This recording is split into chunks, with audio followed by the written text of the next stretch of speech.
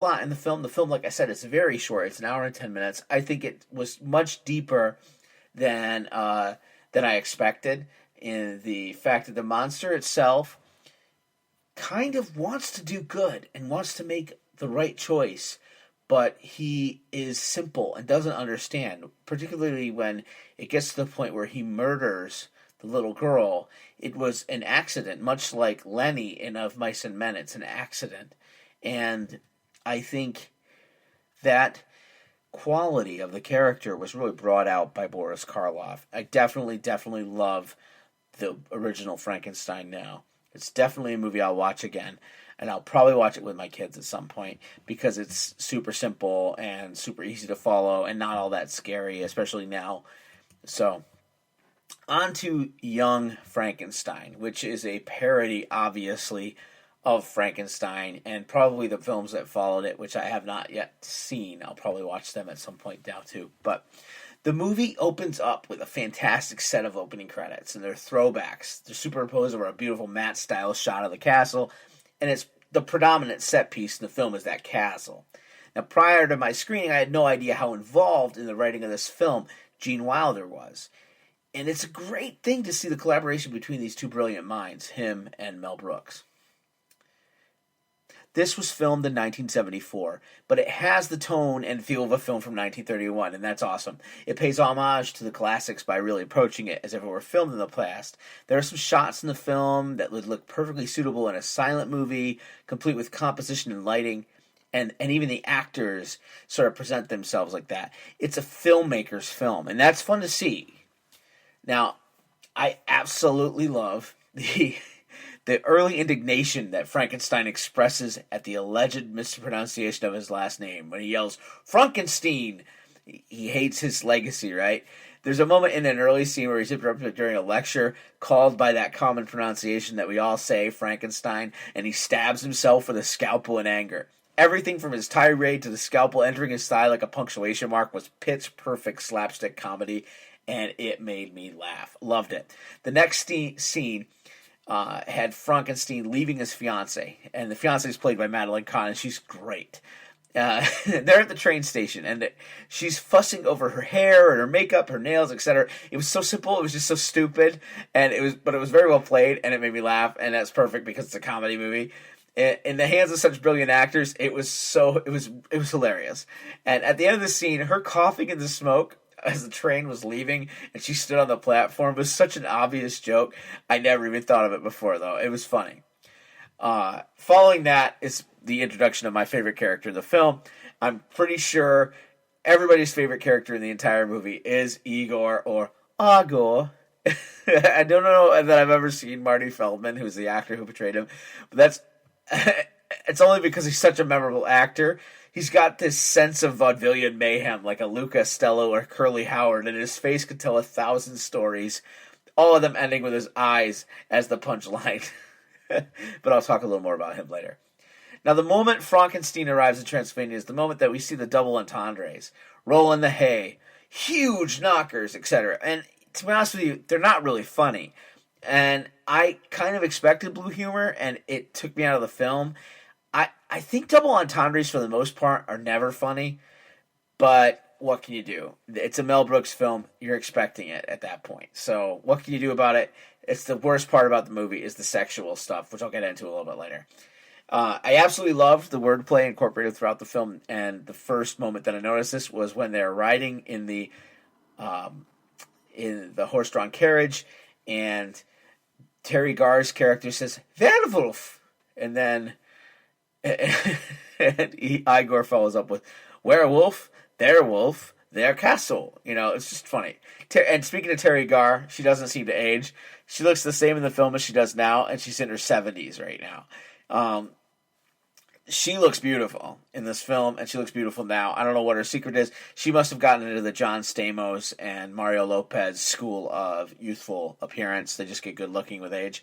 Just like a fine wine. Must be a fine wine club. Maybe they're vampires. Ooh, Dracula. I don't know. Anyway, on the other side of the coin is Cloris Leachman, who seems to stay the same age, but skews slightly older in everything I've seen her in. Cloris Leachman, she's in the film as well, but both of them play their respective parts very, very well. Now, a lot of the best stuff in this movie is visual, and that makes it difficult to discuss on a podcast. There's one particular moment that's so subtle that you have to really see to get the joke, but I'll try to do it justice. For instance, in the pivotal scene where Frankenstein, who has fully embraced his legacy, in fact, he says his name is Frankenstein, not Frankenstein at one point, he's attempting to replicate the experiment of his grandfather. And when that experiment seemingly fails, he leans over to listen to the monster's heart with a stethoscope, like any good doctor would, right? And Igor leans in to see if he can hear anything. Now, it's visual, like I said, it's silly, stupid, and very, very, very funny. Now, there are other visual gags that made me giggle, like a little kid. The way Igor has that silly rain hat over his black hood, and the entire slapstick scene with the monster and the blind man, all of it was just really well acted slapstick. That seems to be kind of a lost art now. You're seeing it come back a little bit with Tapeface, who was on America's Got Talent. You see it with Mr. Bean. Slapstick is like a vaudevillian throwback, and it's just very, very funny. Now, regarding the blind man, I was really trying to figure out who the actor was that played him. I watched, and I'm looking, I'm trying to figure it out. And so I surrendered. I'm usually good at guessing who actors are. I surrendered and looked at IMDb, and I discovered it was none other than Gene Hackman. Now, I'm used to his later comedy work with Wes Anderson, so I was happy to see him as a young man embracing his comedic chops in a relatively small role. Other stuff I liked. The scene in the brain depository with the sign reading, "After 5 p.m., please slip brains through slot in door." And the brains were labeled scientist and saint and abnormal. They were just great sight gags. Again, very visual. Sorry about that. And another visual thing I loved, the hilarious dance sequence. It's one thing I knew was coming, but I forgot to mention earlier. They played this during every Peter Boyle tribute on TV after he had died. They're like, this was his pinnacle moment prior to being on Everybody's Loves Raymond. And they sang "Puttin' on the Ritz," which was included in that 5-minute thing that I just posted earlier. Very, very, very funny. And including the trying to save himself from falling and trying to stop him from being from seeing the flames and the fire. It was very, very funny, still visual. And one thought I had, though, and this is just completely outside of the movie. Who travels to a formal event with rotten vegetables to throw at the stage? I don't understand. Was that I got to find out what exactly the purpose was or history is that the history of that particular tradition, I guess. I'm not sure. I thought at the end, Peter Boyle's monster has a beautiful soliloquy, and it was quite beautiful the way it was acted and said, and just, it was really cool. I wish I could find it somewhere to drop in here, and maybe I'll try to do that before I post the episode, but it was very beautiful. I didn't find it. Now to my biggest gripe with the film, and honestly, it's my biggest gripe with most films like this. I sort of hinted at it earlier. It's the sexual stuff. Now, it's not explicit, obviously. It's clearly implied, but it doesn't really add to the film. It's just a dumb punchline to an already brilliant joke. Removing the scene where the monster basically rapes Madeline Kahn's character, and at the scene where, at the end, where the monster's apparent lovemaking skills had been transferred to Frankenstein, the monster is a very skilled lover. I don't know. But it would not change the overall quality of the movie. And without those scenes, along with the stupid double entendres, it's basically a very silly movie that I can watch any Saturday morning with my kids. But overall, I enjoyed this film and will probably watch it again if given the opportunity. Now comes the big question. The big question I will ask at the end of every episode of this podcast after filling the gap is,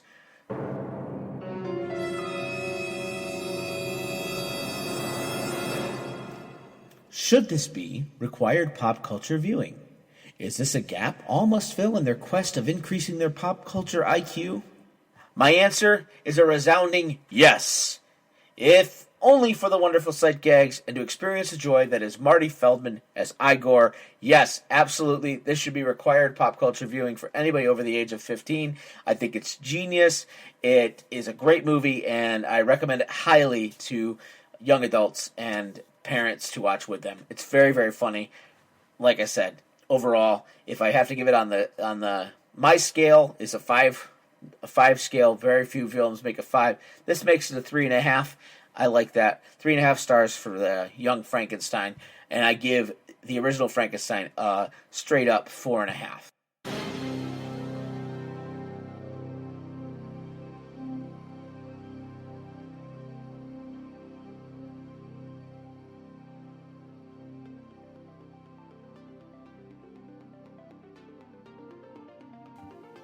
There you have it, folks. That's my review of Young Frankenstein and the movie that inspired it, Frankenstein. Only came anywhere between 70 and 40 years too late, but hey, who's counting?